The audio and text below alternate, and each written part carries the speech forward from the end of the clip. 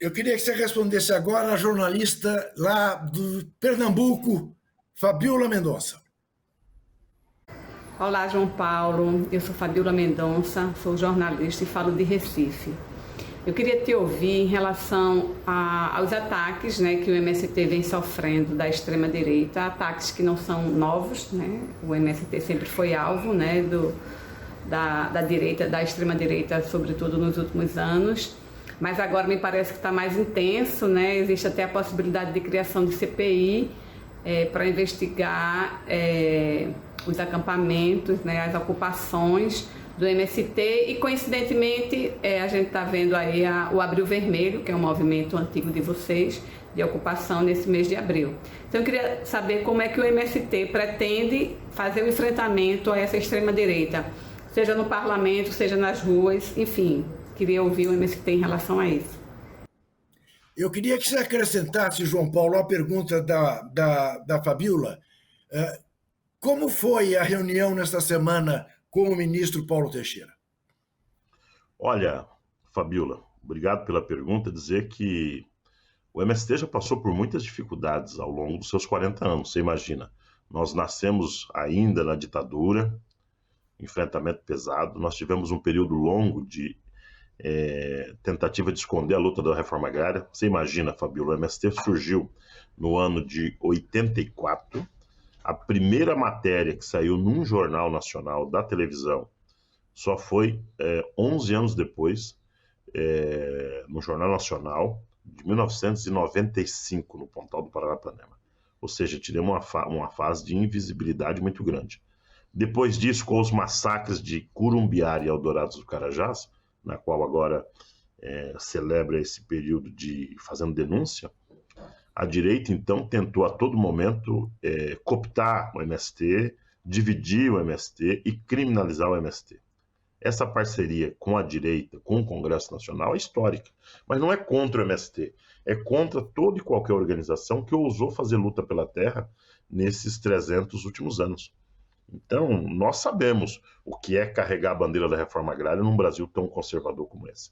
E volto a dizer para vocês, por isso precisamos muito do apoio e da solidariedade de todo mundo, Juca, porque eles não vão recuar sobre nós, eles vão vir para cima, eles vão trabalhar com a lógica de usar as redes sociais, usar o fake news para nos atacar.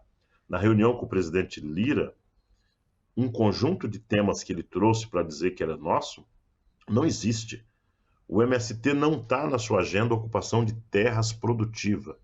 Os agricultores que têm produção, que respeitam o meio ambiente, respeitam as leis trabalhistas, não se preocupe com a agenda de ocupação do movimento do campo. Em verdade, você está criando esse clima de medo na sociedade brasileira, esse clima de medo junto aos agricultores. Não existe isso. Segundo, que eu quero reafirmar, o MST é nos marcos da democracia, as nossas ocupações são públicas. Nós não utilizamos recurso público, nós não precisamos fazer rachadinha para fazer ocupação de terra, nós não precisamos de importar joia clandestina para fazer ocupação de terra. Essa direita, nós não precisamos vender o arroz orgânico sem imposto, como é o caso da soja, no caso da Lei Candir. Nós não precisamos ter garimpo clandestino para fazer ocupação de terra. As ocupações de terra nossas são com famílias, não tem armas, são ocupações que a gente faz durante o dia, em latifúndios improdutivos. E nós queremos defender isso com muita tranquilidade para o governo e junto à sociedade. As nossas reuniões essa semana do abril foram várias reuniões, nós sentamos com pelo menos 8 ministros, entre eles ministro da Fazenda, ministro da Secretaria-Geral da Presidência, e o responsável da pauta é o ministro Paulo Teixeira, que cuida do MDA. Reuniões sempre muito difíceis. Paulo Teixeira é um grande companheiro da esquerda, mas ele tem a responsabilidade de cuidar do todo da reforma agrária. E a grande dificuldade que tinha na reunião com o ministro Paulo Teixeira era que o ministro está com uma posição que é bastante difícil, que é a posição do governo, que não ocupa a terra se tiver ocupado ou se tiver algum latifúndio que ele julga produtivo ocupado. E essa semana nós temos justamente as ocupações da área da Embrapa, que é uma denúncia contra o abandono da Embrapa, e a ocupação da Suzano. Qual é o problema, Juca? Todas essas ocupações têm 800, 700 famílias. É muito difícil, num telefonema, num áudio de WhatsApp, eu dizer para as famílias lá do interior, desocupa, porque senão não tem audiência, ou ocupa porque nós vamos pressionar. Não é assim que funciona as coisas na vida real. Mas depois de muita peleja, de muito debate, de muita discussão, fizemos um acordo com o conjunto do governo, na pessoa do ministro, que o movimento irá desocupar a área da Embrapa, sobre um acordo que vai restabelecer o funcionamento da Embrapa e ter uma área disponível para aquelas famílias. E vamos também entrar num acordo com a Suzano para desocupar essa área deles, com o compromisso que eles devolvam para o Estado do Espírito Santo as terras produtivas. Com isso, o governo se comprometeu, nos próximos 15 dias, fazer o anúncio do que eles estão chamando de um programa mínimo para a reforma agrária. E é um programa muito bom, pelo que nós estamos vendo.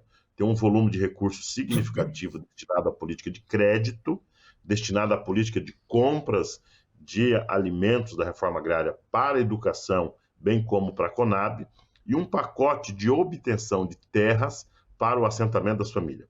Uma pena que o governo não se animou a fazer os anúncios agora no famoso Abril Vermelho e deixou para fazer possivelmente no mês de maio, que é uma data simbólica, depois do 1º de maio, que para nós não temos problema.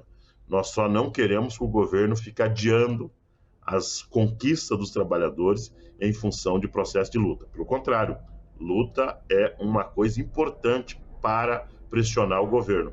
É o fogo necessário quando o feijão está duro, segundo Frei Beto.